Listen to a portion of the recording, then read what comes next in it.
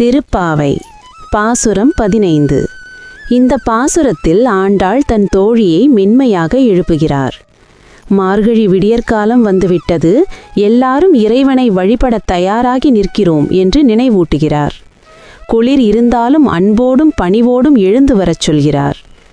விடியற்காலையில் இறைவனை சேவிப்பதே இந்த நோன்பின் முக்கிய நோக்கம் என்று விளக்குகிறார். இந்த பாவை நோன்பின் பலனை இறைவனின் திருவடிகளை போற்றும் பாக்கியமாக எங்களுக்கு அருள வேண்டும் என்று வேண்டுகிறார். நன்றி.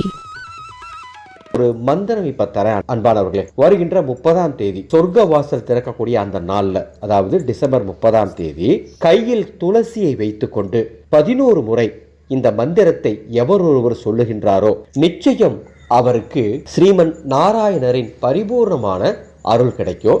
அருமையான மந்திரம். ஓ நமோ நாராயணாய வைகுண்ட வாசாய விஷ்ணவே மோக்ஷத்வார பிரதாய நித்யாய ஸ்ரீமன் நாராயணாய நம.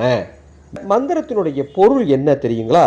பரம்பொருளான ஸ்ரீமன் நாராயணனுக்கு என்னுடைய பணிவான வணக்கம். வைகுண்டத்தில் வாசம் செய்து உலகத்தை காக்கும் விஷ்ணு பகவானே, முக்தி அடை செய்யும் வாசலை அருள்பவனே, எப்போதும் நிலைத்திருக்கும் நித்தியனே, திருமகளுடன் கூடிய ஸ்ரீமன் நாராயணனுக்கு என் முழு சரணாகதி வணக்கத்தை அடியேன் பணிவுடன் தெரிவித்துக் கொள்கின்றேன். மோட்சத்தை அருள்வாயாக என்ற பொருள்படும்படி எழுதப்பட்ட இந்த பாடலை வைகுண்ட ஏகாதசி அன்று கையில் துளசியை வைத்துக்கொண்டு 11 முறை எவர் சொல்லுகின்றாரோ நிச்சயம் மோட்சம் கிடைக்கும் என்பதில் மாற்று கருத்தில்லை. இந்த